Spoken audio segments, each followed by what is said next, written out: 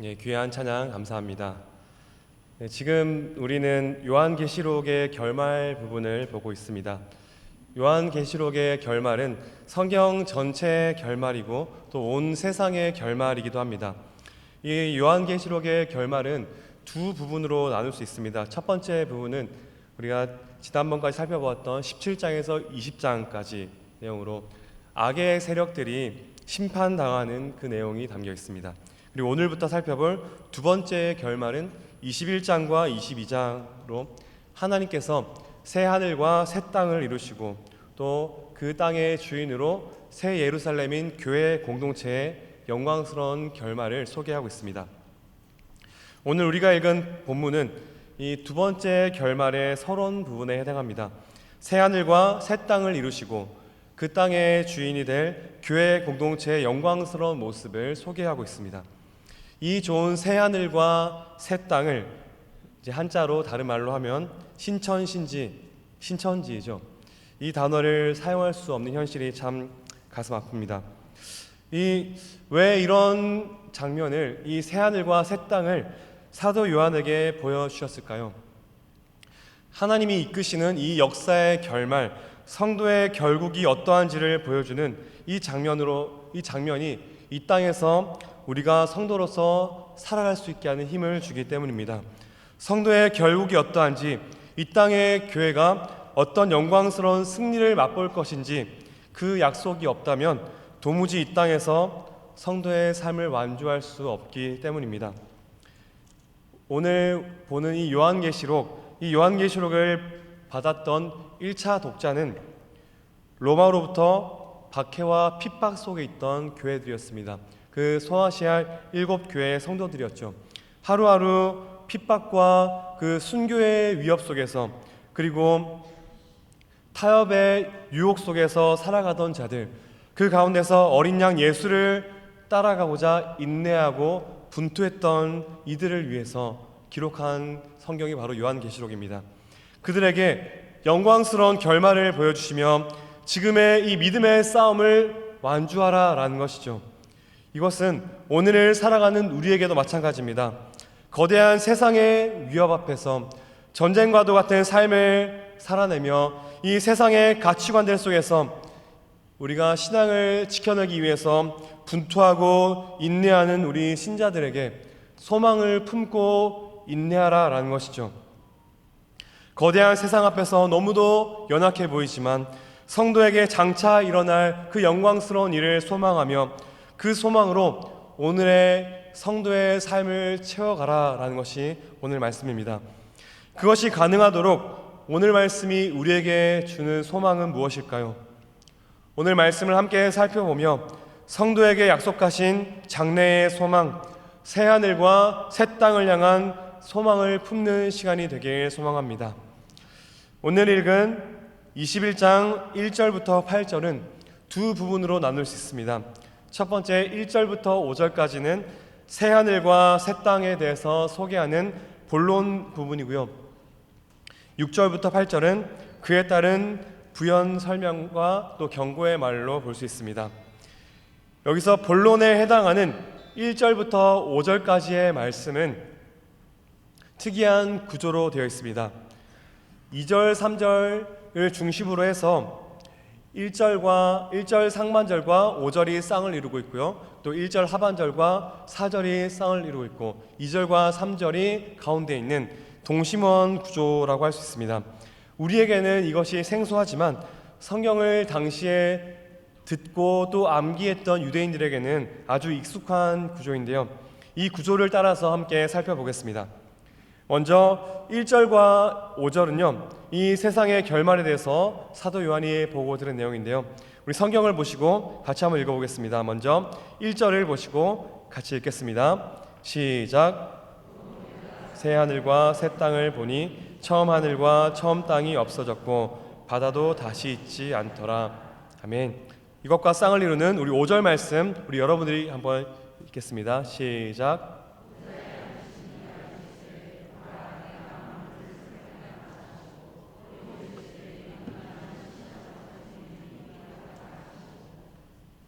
아멘. 네, 사도 요한의 눈앞에 영광스러운 새하늘과 새 땅이 펼쳐지고 있습니다. 새하늘과 새 땅이 펼쳐지는데 처음 하늘과 처음 땅이 없어졌다라고 말합니다. 여기서 말하는 이 새하늘과 새 땅에 대해서는 크게 두 가지 해석이 있습니다. 첫 번째는 지금 우리가 살고 있는 이 세상은 완전히 불타서 없어지고 완전히 새로운 새하늘과 새 땅이 우리에게 주어질 것이다 라고 보는 해석이죠. 이것을 완전 소멸 또는 대체 이론이라고 말하기도 하는데요. 1절에서 처음 하늘과 처음 땅이 없어졌다라고 말하기 때문이죠. 그래서 지금 우리가 사는 이 세상은 하나님이 주실 새하늘과 새 땅과는 전혀 연결되지 않는다고 보는 것이죠. 이 썩어 없어질 세상, 아무것도 의미 없으니 우리는 하나님만 예배하며 살다가 천국으로 가자라고 권면하기도 하죠. 많은 사람들이, 저도 사실 오랫동안 이렇게 생각했던 것 같습니다. 그런데 이 1절과 대응되는 5절을 보시면 보좌에 앉아 계신 이가 어떻게 말씀하십니까? 보라, 내가 만물을 새롭게 하노라. 여기서 새롭게 한다는 것은요, 이전 것이 낡았으니 버려버리고 새로운 것으로 대체한다라는 말씀이 아닙니다. 기존에 있던 것들을 고치고 새롭게 변화시킨다라는 말씀이죠. 그래서 이 새하늘과 새 땅에 대한 두 번째 해석은요, 우리가 지금 살아가는 이 땅을 고치시고 새롭게 변화시킨다라는 말씀입니다. 그래서 이것을 갱신 이론이라고도 하는데요. 그래서 이 새하늘과 새 땅은 지금 우리가 사는 이 세상과 연결되지만 질적으로 완전히 새로워진다라고 보는 것이죠. 물론 여기에 대해서 지금까지도 논쟁이 있지만 우리 교회가 속한 이 합신교단과 또 일반적인 복음주의 교회들은요, 대부분 이 두 번째 해석을 따릅니다. 지금 세상이 완전히 불타 없어지고 새로운 천국에 들어가는 것이 아니라 하나님께서 지금 우리가 살아가는 이 땅에 있는 모든 것들을 새롭게 회복시키시고 고치신다라는 것이죠. 그렇다면 이 1절에서 처음 하늘과 처음 땅이 없어졌다라고 하는데 이것은 무슨 말일까요? 하나님께서 이 땅의 모든 것을 고치시고 새롭게 하시는데 그것이 너무나도 탁월하기에 도무지 이전 것을 알아볼 수 없을 정도로 완벽하게 새롭게 하신다라는 것이죠. 여기서 새롭다라고 번역된 단어의 의미가 이것을 지지하는데요. 새 하늘과 새 땅, 만물을 새롭게 한다라고 할 때 이 새롭다라는 단어는요, 시간적으로 새롭다라는 뜻이 아니라 질적으로, 본질적으로 새로워진다라는 것을 의미합니다. 우리가 잘 아는 말씀, 그런즉 누구든지 그리스도 안에 있으면 새로운 피조물이라 이전 것은 지나갔으니 보라 새 것이 되었도다 라고 말씀하실 때 이 새롭다라는 단어가 오늘 새하늘과 새 땅을 가리키는 이 새롭다라는 단어와 똑같은 단어입니다. 우리가 예수 믿으면 그 전과 아예 다른 사람으로 대체됩니까? 그렇지 않죠. 똑같은 사람이지만 본질적으로 완전히 새로워지기 때문에 새 사람이 되었다라고 표현하는 것이죠. 마지막 날 우리에게 주실 새하늘과 새 땅은요, 우리가 살아가는 지금의 이 세상과 연결되지만 본질적으로 완전히 새롭게 변화될 것입니다. 모든 것을 새롭게 고치시고 회복하시며 영광스럽게 하신다라는 것이죠. 성경 전체를 우리가 균형 있게 보면, 그리고 또 하나님의 완전하심을 우리가 생각할 때 이 두 번째 갱신 이론이 더 맞다고 볼 수 있습니다. 지금 우리가 살아가는 이 땅을 폐기 처분하시고 또 전혀 새로운 나라를 주신다면 하나님이 처음 창조하신 이 땅은 어떻게 되는 것이죠? 그것은 뭔가 불완전한 것이 되는 것이죠. 하나님이 처음에는 조금 모자란 것을 주셔서 그곳에서 우리가 고생하며 살게 하시다가 이제는 충분히 고생했으니 이제 전혀 새로운 새 땅을 너에게 주겠다, 이렇게 하면 하나님이 조금 완전 선하신 분은 아니신 것처럼 느껴지지 않으십니까? 그런데 그렇지 않죠. 하나님께서 처음 만드신 이 땅에 대해서 그래 만들어 놓고 보니 뭐 좀 볼만하네, 좀 괜찮네 이렇게 하셨나요? 보시기에 심히 좋았더라 라고 말씀하셨죠. 그렇게 말씀하신 그 땅을 하나님께서 완전히 태워 없애버리신다면 사탄이 큰 승리를 거둔 셈이 되지 않겠습니까? 하나님이 심히 좋았다고 말씀하신 그 땅을 죄로 오염시키고 그 땅을 완전히 불태워 없애버린다면 사탄이 승리한 꼴이 되는 것이죠. 그래서 안토니 후쿠마라는 신학자는 이렇게 말하는데요. 제가 읽겠습니다. 같이 한번 보시죠. 지금의 세상이 없어져야 한다면 사탄이 현재의 우주와 창조 질서를 치명적으로 부패시키는데 성공했기 때문에 현재의 창조 세계는 치유 불가능한 상태에 빠졌으며 하나님도 병든 우주를 어떻게 다루실 수 없어서 결국 완전히 소멸하시게 되었다는 결론에 이른다. 그러나 사탄은 이런 승리를 쟁취하지 못했다. 오히려 정반대로 결정적인 패배를 맛보았다. 사탄의 결정적 패배의 클라이막스는 하나님께서 사탄이 그토록 부패시키려고 힘썼던 이 땅을 새롭게 하시고 사탄의 악한 음모들의 결과들을 이 땅에서부터 완전히 제거하실 바로 그때이다. 그렇죠. 이 사탄은 이 땅을 부패시키려 했으나 하나님께서 사탄을 짓밟고 승리하셨습니다. 보시기에 심히 좋았다 말씀하신 이 땅과 이 하늘을요, 하나님께서는 완전히 새롭게 고치시고 회복시키실 것입니다. 그리고 하나님께서 이 세상을 완전히 폐기 처분하지 않으실 또 한 가지 이유가 있는데요. 그것은 이 땅에서 성도들이 살아가며 애쓰고 수고한 흔적들이 있기 때문입니다. 자막 내려주셔도 좋겠습니다.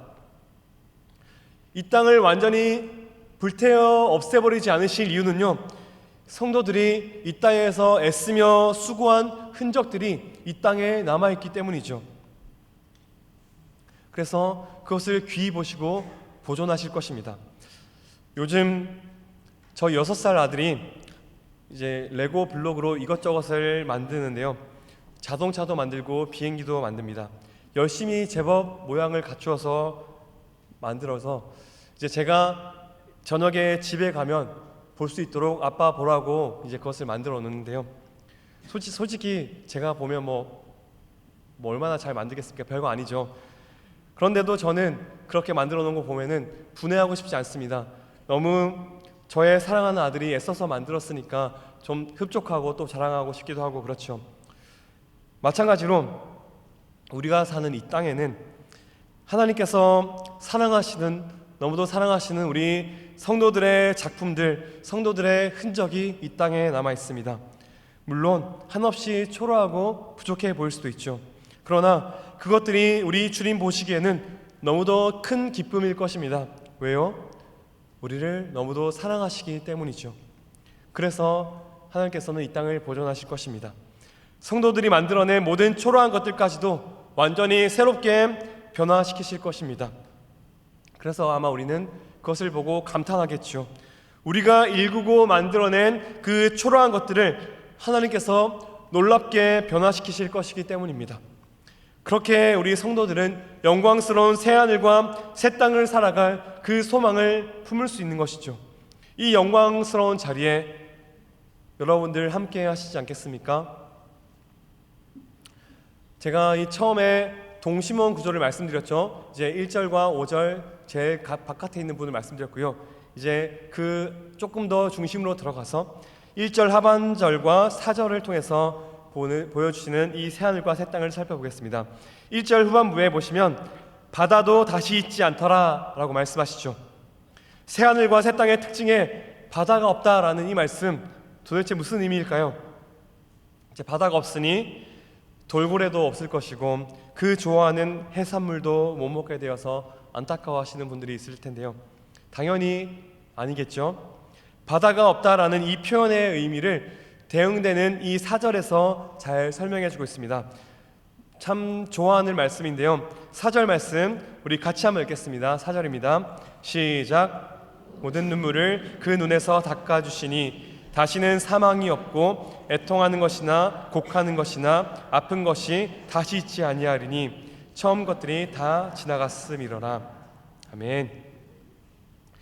네, 하나님께서는 이 땅에서 흘린 성도의 눈물을 닦아 주실 것입니다. 그 나라에는 사망도 없고 애통하는 것이나 곡하는 것이나 아픈 것이 전혀 없을 것입니다. 처음 세상이라 불리는 이 땅에서 죄로 인해 생긴 모든 고통들이 사라질 것이기 때문입니다.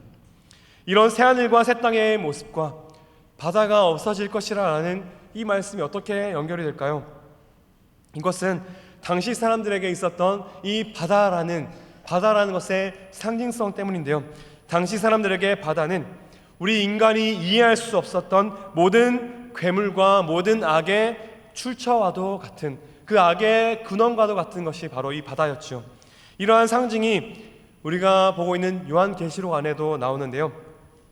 우리 자막을 보시면서 우리 계시록 13장 1절 말씀 우리 같이 한번 읽겠습니다. 시작. 내가 보니 바다에서 한 짐승이 나오는데 뿔이 열이요 머리가 7이라. 그 뿔에는 10왕관이 있고 그 머리들에는 신성모독하는 이름들이 있더라. 아멘. 큰 용의 부름을 받아서 이 바다에서 짐승들이 나오고 있죠. 교회를 핍박하는 이 짐승들, 교회를 핍박하고 성도를 고통스럽게 하는 이 모든 악과 모든 죄의 원천이 바로 이 바다인 것입니다. 악한 세력의 근원이 되는 이 바다가 완전히 사라져 버리는 것이죠.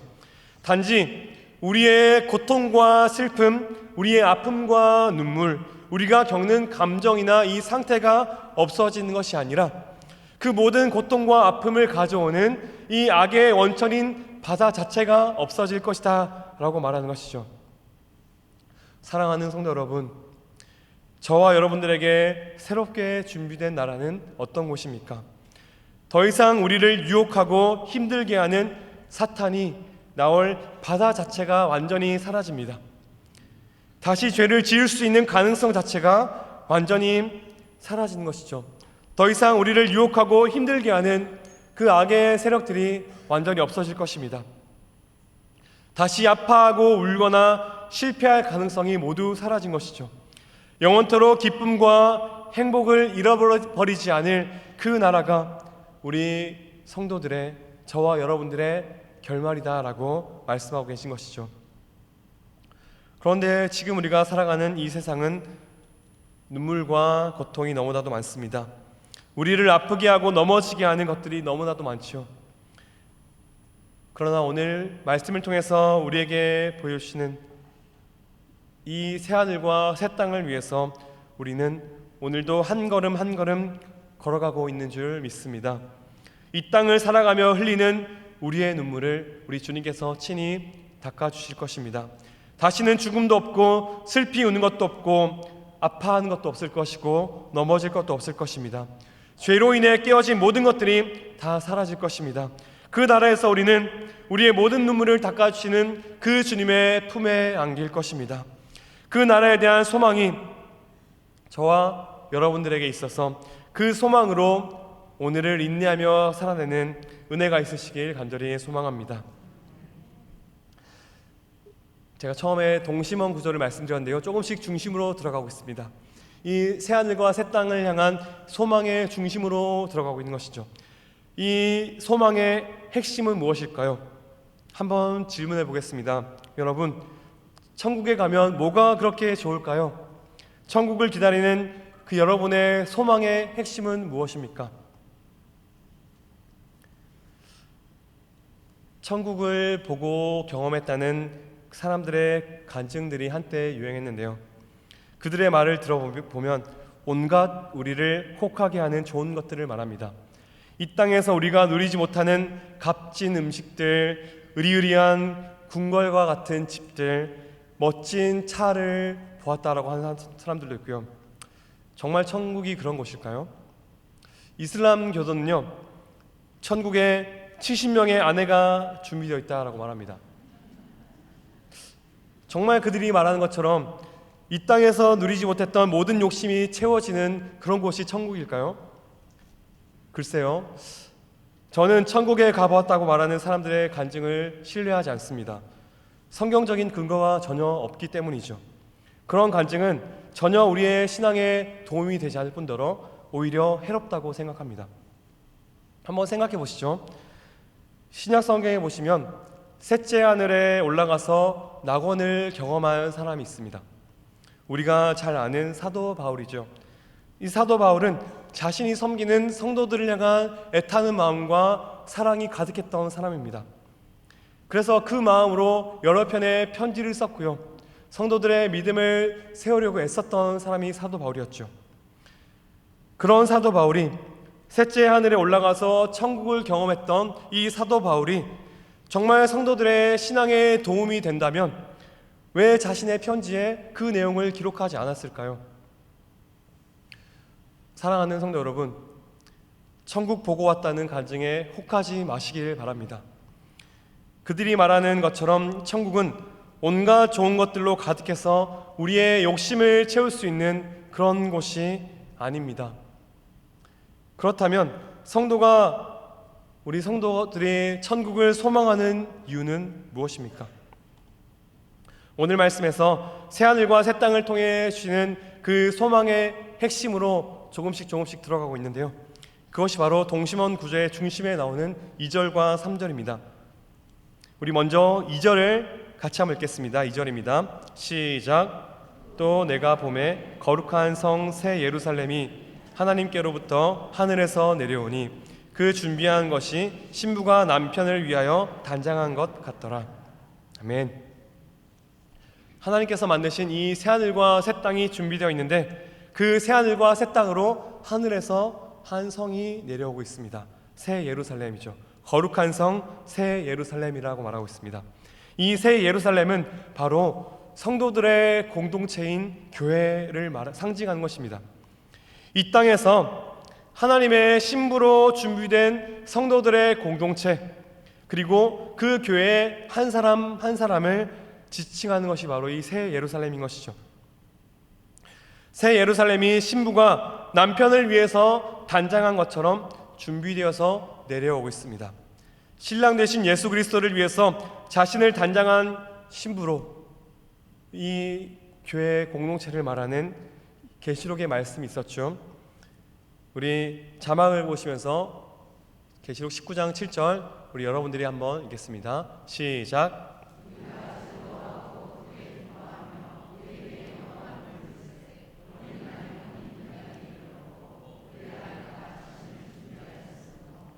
아멘.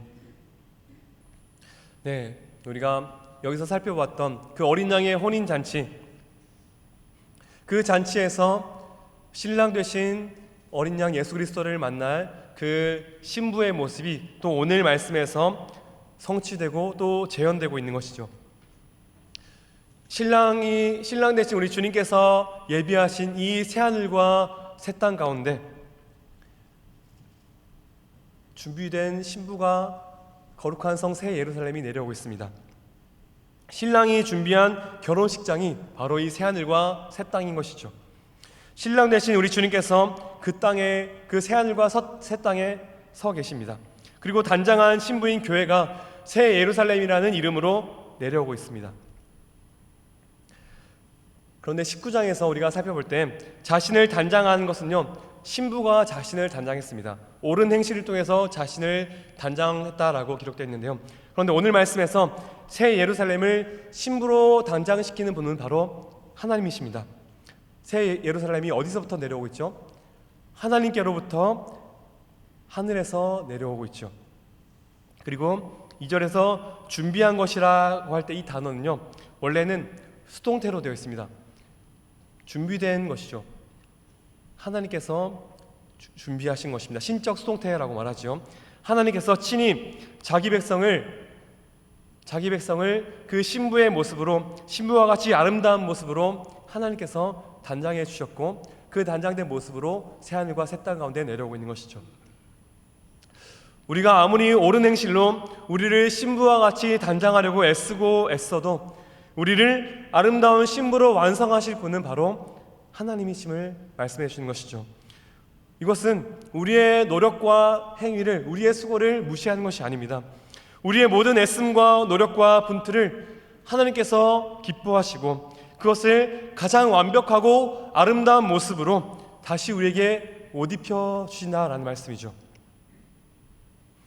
예수님을 바라보며 이 땅에서 순결하게 살아가는 성도들이 지금은 초라해 보일 수 있지만 어린 양을 따라가는 성도들의 공동체인 교회가 얼마나 영광스럽고 아름다운 모습으로 그 완성된 그 신부의 모습으로 내려오는지 오늘 말씀이 잘 보여주는 것이죠.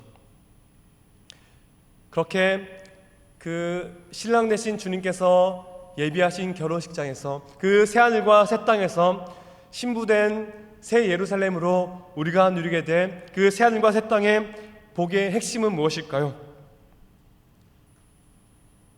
70명의 아내 아니라고 말씀드렸죠. 우리의 욕심이 채워진 것이 아니라 바로 그 복의 핵심은 하나님께서 함께 하신 것입니다. 우리 3절을 같이 한번 읽겠습니다. 3절입니다. 시작. 내가 들으니 보좌에서 큰 음성이 나서 이르되 보라 하나님의 장막이 사람들과 함께 있음에 하나님이 그들과 함께 계시리니 그들은 하나님의 백성이 되고 하나님은 친히 그들과 함께 계셔서 아멘. 하나님의 장막이 사람들과 함께 있을 것입니다. 그래서 하나님께서 함께 하실 것입니다. 이 장막은 이스라엘 백성에게 하나님께서 함께 하신다는 것을 눈으로 볼 수 있도록 마련해 주신 것이었죠. 구약의 모든 약속들이 계속해서 되새기는 것이 바로 하나님께서 함께 하시겠다. 내가 너희들의 하나님이 되고 너희는 내 백성이 될 것이다 라는 말씀이죠. 하나님께서 함께 하시겠다는 이 약속의 성취로 오신 분이 바로 예수님이십니다. 그래서 임마누엘 예수님께서 하나님께서 함께 하심이 어떤 것인지를 우리에게 맛보게 하셨죠. 그리고 이제는 새하늘과 새 땅에서 그 하나님의 임재, 그 하나님의 함께 하심의 절정과 완성으로 하나님의 장막이 우리와 영원토록 함께 하실 것입니다. 성경의 모든 약속의 핵심이 바로 이것이죠. 하나님께서 우리와 함께 하신다라는 것이죠. 하나님께서 우리와 함께 하셔서 우리의 모든 눈물을 닦아주시고 우리를 그 넓으신 팔로 안아주실 것입니다. 이 땅에서 믿음의 선한 싸움을 싸우다가 상처 입고 눈물 흘리는 모든 성도들을 온몸으로 안아주실 것입니다. 하나님이 함께 하실 것입니다. 그때 우리는 그 하나님의 품에서 왜 이제야 우리를 안아주십니까? 펑펑 울며 투정할지도 모르겠습니다. 이 땅에서 분투하며 성도로 살아내느라 쌓였던 모든 억울한 심정을 우리가 토로할 때 하나님께서 우리를 안아주실 것입니다. 우리와 함께 하실 것입니다. 여러분, 이 편지를 받던 이 요한계시록의 1차 독자였던 그 소아시아 성도들에게, 그 초대교회 성도들에게 가장 힘든 것이 무엇이었을까요? 신앙으로 인해서 그들은 핍박받고 순교의 위협 속에서 살았죠. 눈에 보이는 고통과 어려움들이 당연히 있었습니다. 그러나 그들을 가장 힘들게 한 것은 정말 이 길의 끝에 우리 주님이 계실까 하는 것이었습니다. 믿음을 굳게 지키며 당당하게 싸웠던 것 같지만 그 어려운 상황이 지속되고 그 기간이 오래될 때 눈에 보이는 열매와 결과들이 보이지 않을 때 참 그것을 지켜내기가 쉽지 않았을 것입니다. 그렇지 않습니까? 참 믿지 않는 가족들과 주변 사람들 앞에서 이제는 좀 당당하게 떳떳하게 내보이고 싶고 당당하게 베풀고 섬기는 모습을 보여주고 싶은데 이 상황이 좀처럼 나아지지 않을 때 불현듯 의심이 찾아올 때가 있습니다. 내 상황이 좀 나아져야 믿지 않는 이들 앞에서 하나님의 이름이 높아지는 것 같고 좀처럼 그들 앞에서 하나님의 이름을 자신 있게 자랑하며 보여줄 것 같은데 그렇지 않을 때 속상함과 함께 의심이 차오르는 것이죠. 정말 이 길의 끝에 우리 주님이 나를 기다리실까? 정말 주님이 나를 알고 계실까? 그래서 이 땅에서 끝까지 믿음을 붙들고 사는 것이 참 쉽지가 않습니다. 그런데 여러분, 그날 주님께서 허락하실 이 새하늘과 새 땅에서 우리를 꼭 끌어안으시며 말씀하실 것입니다. 내가 여기 기다리고 있다. 이제 내가 계속 함께 할 것이니 안심하라. 내가 너와 함께 있었고 영원히 함께 할 것이다. 그때 우리가 주님의 품에서 흘리는 눈물은 후회의 눈물이나 고통의 눈물이 아니라 안심과 행복과 감격의 눈물일 것입니다. 행복과 감사와 안도와 감격의 눈물을 우리는 흘리며 주님과 함께 있을 것입니다. 거기서 우리는 하나님과 영원토록 그 지성소의 친밀함을 누리게 될 것입니다. 사랑하는 성도 여러분, 이렇게 하나님과 함께하며 그 함께하시는 그 하나님의 친밀함을 누리는 것, 이것이 새하늘과 새 땅에서 누리게 될 우리의 복의 핵심인 줄 믿습니다. 그런데 이 계시록을 읽고 있는 성도들은요, 이미 천국에 들어간 자들이 아니죠. 이 땅에서 아직 우리의 삶을 살아내고 있는 자들입니다. 새하늘과 새 땅에서 모든 눈물을 닦아주시고 우리와 함께 하실 그 하나님을 향한 이 말씀이 너무나도 아름다운 소망이지만 아직 우리의 현실은 녹록치가 않습니다. 그러면 우리는 어떻게 해야 할까요? 하나님은 우리에게 이기는 자가 되라 라고 말씀하시죠. 우리 6절과 7절 같이 읽겠습니다. 6절 7절입니다. 시작. 또 내게 말씀하시되 이루었도다. 나는 알파와 오메가요 처음과 마지막이라. 내가 생명수 샘물을 목마른 자에게 값없이 주리니 이기는 자는 이것들을 상속으로 받으리라. 나는 그의 하나님이 되고 그는 내 아들이 되리라. 아멘. 이기는 자들은 이것들을 상속으로 받을 것이다 라고 말씀하시죠. 상속받는 이것들은 앞에서 말한 그 새하늘과 새 땅의 그 모든 복과 충만한 은혜들을 말하는 것입니다. 이기는 자는 어떤 사람들입니까? 박해와 고난 속에서 믿음을 지키는 이들이죠. 거대한 그 세상의 유혹들, 부유함과 쾌락의 속삭임 앞에서 타협을 거부함으로 인내한 자들이 바로 이기는 자들입니다. 현재의 만족이 아니라, 현재의 기쁨이 아니라 새하늘과 새 땅을 향한 그 하나님의 약속을 바라보며 어린 양 예수를 따라가는 자들이 바로 이기는 자들입니다. 나는 그런데 내 삶은 매일매일 지는 것 같고 참 이기는 자들과 너무나도 동떨어져 있는 것 같은데 어떻게 이기는 자들이 되어서 이 나라를, 그 모든 소망을 상속받을 수 있습니까? 오늘 본문에서 말하는 이기는 자는요, 바로 6절에 나오는 목마른 자들을 말합니다. 하나님을 아는 기쁨과 그분과 함께하는 기쁨은 바로 목마른 자들에게 주어지는 것이죠. 우리 자신과 우리의 선행을 의지하는데 지쳐서 정말 의지할 것이 하나님밖에 없어서 그래서 하나님만을 간절히 구하는 자들, 목마른 자들이 바로 이기는 자들입니다. 심령이 가난한 자는 복이 있나니 천국이 그들의 것임이라 라고 말씀하셨죠. 생명수를 구하기 위해서 애쓸 필요가 없습니다. 생명수를 마실 자격이 있는지 증명할 필요도 없고 증명할 수도 없습니다. 우리는 생명수를 갈망하며 가난한 심령으로 목마른 자가 되어서 그 목마름으로 그 하나님을 소망할 때 우리는 이기는 자가 된다라고 말하는 것이죠. 주님께서 이 땅의 교회에 요구하시는 이 한 가지가 바로 이 목마름인 것입니다. 가난한 심령으로 이 땅에서 천국을 미리 맛보며 살아가는 자들이 바로 이기는 자들인 것이죠. 오늘 말씀에서 말하는 이 거룩한 성 새 예루살렘과 극명하게 대조되는 것이 바로 큰 성 바벨론이죠. 큰 성 바벨론. 큰 성 바벨론의 온갖 부유함과 쾌락과 만족으로 지금의 목마름을 채우려 하지 않는 자들이 바로 이기는 자들입니다. 우리의 목마름을 채워준다라고 거짓 약속을 남발하는 이 큰 성 바벨론의 거짓말들이 얼마나 많습니까?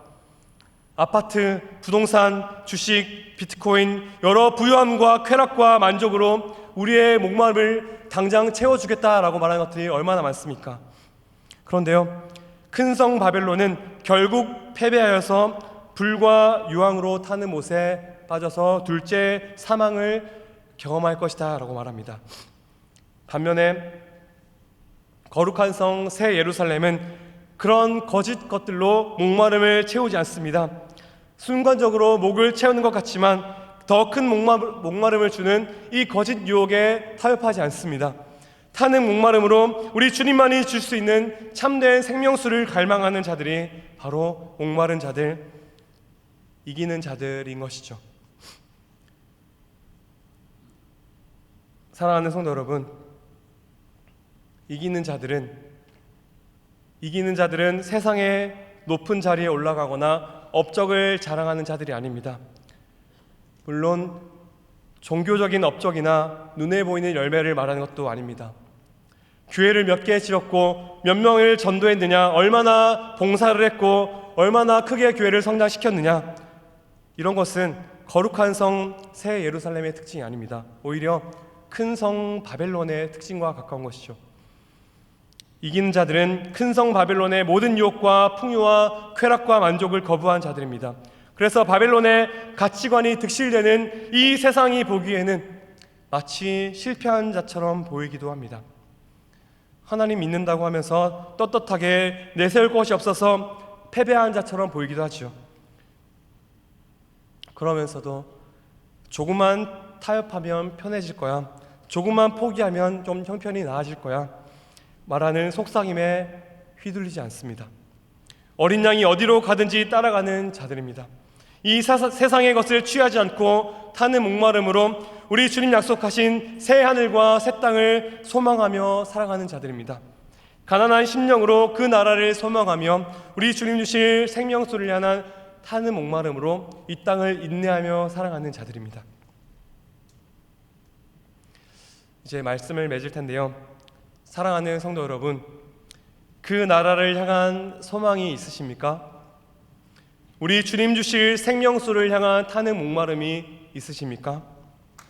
이 세상과 타협하지 않고 믿음을 지키느라 흘리고 있는 눈물이 있으십니까? 우리 주님께서 친히 닦아주실 그 눈물이 여러분에게 있으십니까? 그 나라를 소망하며 그날에 주님께서 목마름을 해소해 주실 것이기에 그것을 알고 이 세상과 타협하지 않고 인내하며 지금을 걸어가는 자, 새하늘과 새 땅을 향해서 한 걸음 한 걸음 어린 양 예수를 따라가는 자, 그 자들이 바로 이기는 자, 성도인 것입니다. 우리 주님께서 그렇게 아름다운 모습으로 단장하실 성도인 것입니다. 사랑하는 성도 여러분, 우리 주님께서 모든 눈물을 닦아주실 그 새하늘과 새 땅, 하나님과 함께하는 영원한 기쁨을 누릴 그 날을 소망하며 이 땅에서 천국을 미리 맛보는 자들로, 그래서 거룩한 성 새 예루살렘으로 하나님께서 단장해 주실 아름다운 신부의 모습으로 세워져가는 이기는 자들 다 되시길 주의 이름으로 간절히 축원드립니다. 아멘. 기도하겠습니다.